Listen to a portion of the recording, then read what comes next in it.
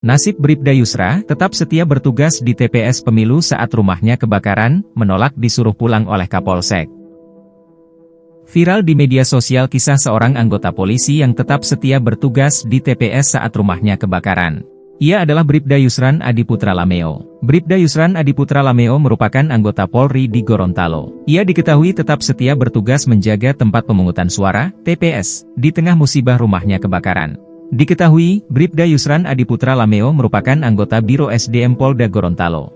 Yusran mendapatkan tugas pengamanan 6 TPS saat pemilu 2024 di Desa Dumati, Kecamatan Telaga Biru, Kabupaten Gorontalo. Di tengah tugasnya itu, Yusran mendapat kabar dari Kapolsek Telaga Biru bahwa rumahnya kebakaran.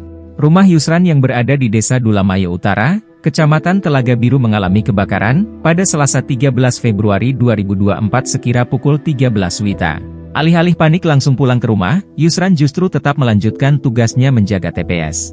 Ia sempat menolak saat diperintahkan Kapolseknya untuk pulang ke rumah. Padahal jarak rumahnya dengan TPS di Desa Dumati butuh waktu 45 menit. Kapolsek Telaga Biru kemudian memerintahkan agar Yusran pulang sementara petugas lain akan menggantikan dia. Setelah mendatangi rumahnya, Yusran kemudian membawa kedua orang tuanya ke rumah kontrakannya sebelum akhirnya ia kembali melanjutkan tugasnya sebagai pengaman TPS. Diketahui saat kebakaran terjadi, tak ada satupun korban jiwa, bahkan korban luka.